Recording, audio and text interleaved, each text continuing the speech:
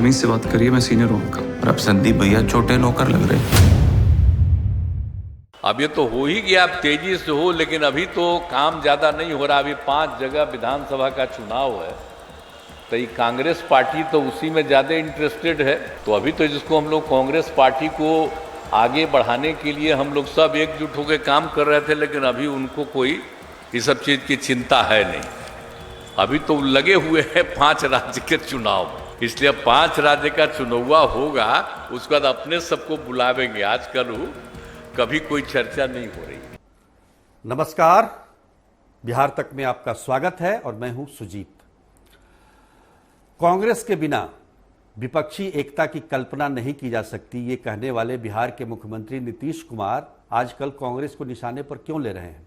वो क्यों कह रहे हैं कि कांग्रेस को विपक्षी एकता में कोई इंटरेस्ट नहीं रह गया है, इंडिया गठबंधन में कोई रुचि नहीं रह गई है?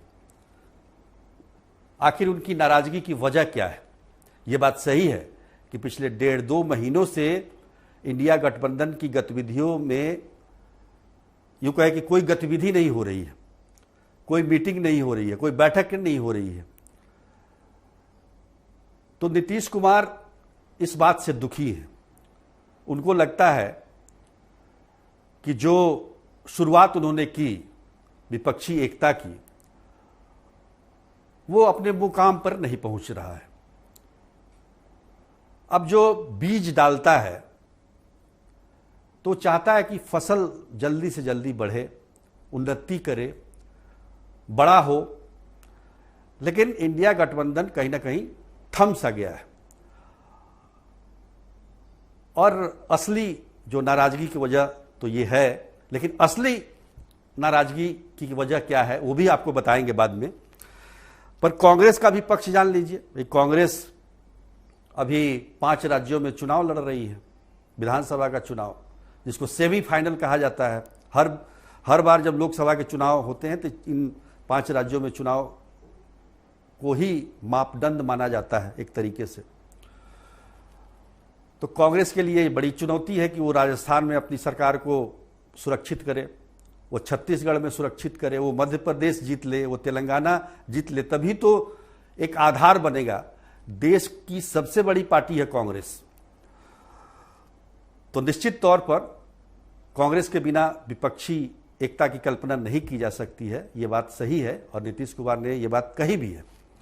लेकिन उनको दुख है कि कांग्रेस को जिस तरीके से एक्ट करना चाहिए, वो बड़ी पार्टी है तो बड़ा कुनबा भी है उसका, तो आप पूरी की पूरी ताकत आप 5 राज्यों के चुनाव में झोंक देंगे तो अगले साल जो लोकसभा के चुनाव होने हैं उसके लिए भी तो कुछ तैयारी कर लीजिए।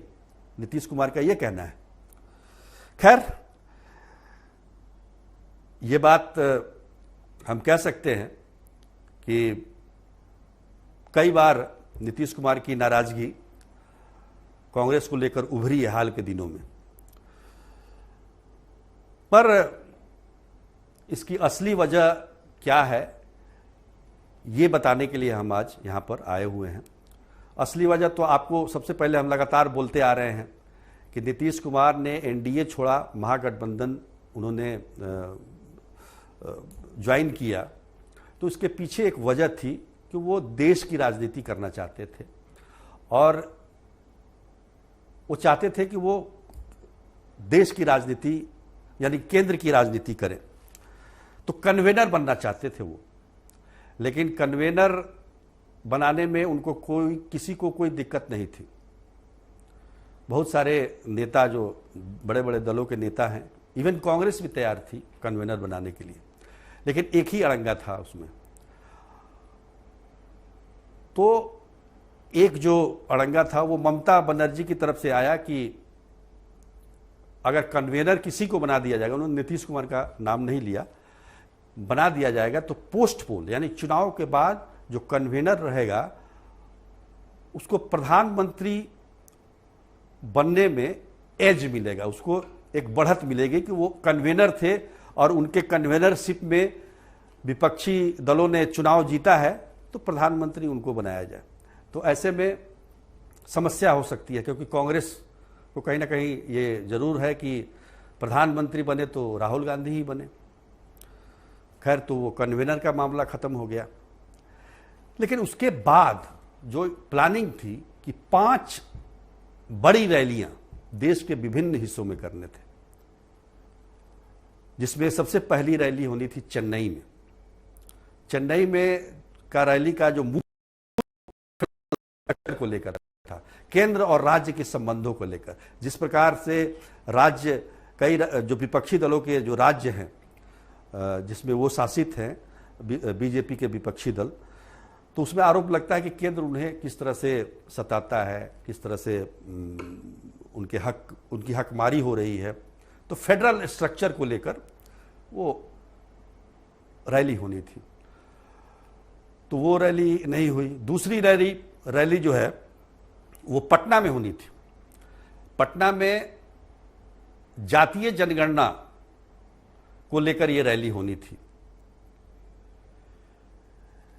पर उसमें भी सबकी सहमति थी, लेकिन उसमें भी दिक्कत ममता बनर्जी को हुई। ममता बनर्जी ने कहा कि हमारे यहां जात पात पर राजनीति नहीं होती है।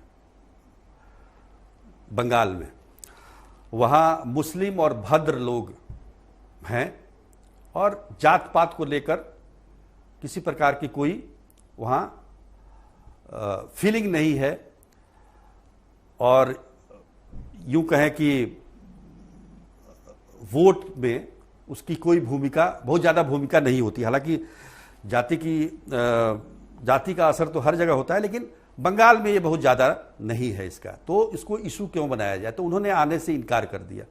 तो ये जो है मामला टल गया।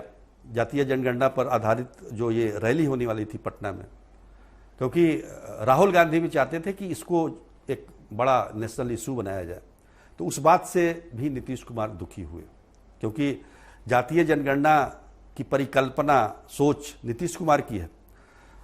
तो निश्चित तौर पर जब आपके सोच पर कोई कुठाराघात कर दे तो वो नाराजगी होती है। तीसरी रैली नागपुर में होनी थी, जहां आरएसएस को लेकर निशाना उन पर साधना था और सांप्रदायिक ताकतों को लेकर। और उसके बाद से आखिरी जो 5वीं रैली थी वो दिल्ली में होनी थी। तो ये प्लान किया गया था, लेकिन जब ये नहीं हुआ तो भोपाल में रैली तय की गई कि वहां चुनाव होने हैं तो वहां रैली की जाए। लेकिन वहां कांग्रेस ने ही मना कर दिया। वहां के जो पूर्व मुख्यमंत्री हैं कमलनाथ और दिग्विजय सिंह, उन्होंने ही कह दिया कि भाई इंडिया गठबंधन वाले आएंगे और अटपट कुछ बोल के चले जाएंगे और फिर हम लोगों को झेलना पड़ जाएगा, तो इसलिए यहाँ रैली नहीं होगी। तो ये एक भी रैली अभी तक नहीं हुई है। अब बताइए, 23 जून को पहली बैठक हुई थी पटना में, और उसके बाद से आप देखिए तो फिर बेंगलोर में बैठक हुई, फिर मुंबई में बैठक हुई, दिल्ली में भी एक छोटी सी बैठक हुई, जिसमें मूलतः जो हम कह सकते हैं उसमें रैली को लेकर जो प्रस्ताव दिया गया था। पर ये सब कुछ हो नहीं रहा है। अब कांग्रेस को है कि भाई किसी प्रकार से हम इस चुनाव को अच्छी तरीके से निपटा लें और इसमें बढ़त हासिल करें, तभी तो बाकी विपक्षी दल जो हैं उनको उनका वर्चस्व मानेंगे। तो वो भी बात सही है। और नीतीश कुमार का कहना है कि भाई समय बहुत कम है। आप देखिए चुनाव में, लोकसभा के चुनाव में कितने कम समय रह गए हैं। अब दिसंबर तक आप चुनाव लड़िएगा विधानसभा का, और उसके बाद आपके पास टाइम कितना बचेगा, तो कितनी रैली कर पाएंगे, क्या कर पाएंगे। तो इसी बात को लेकर वो बार बार कांग्रेस को टारगेट करते हैं कि कांग्रेस में कुछ सुगबुगाहट हो, ये जो गाड़ी थम सी गई है इंडिया की, ये चलने लगे। लेकिन लगता नहीं है कि चुनाव से पहले कुछ इसमें जो है इंडिया गठबंधन में कुछ खलबली हो। इस बीच में आप देखिए चुनाव में, जो राज्यों में चुनाव हो रहे हैं, विपक्षी दल में जो एकता में जो शामिल थे, सब लोग कूद गए हैं उस चुनाव में, चाहे वो समाजवादी पार्टी हो, चाहे वो आप हो। तो बहुत सारे फैक्टर हो गए हैं अब, तो संभालना कोई आसान काम नहीं है।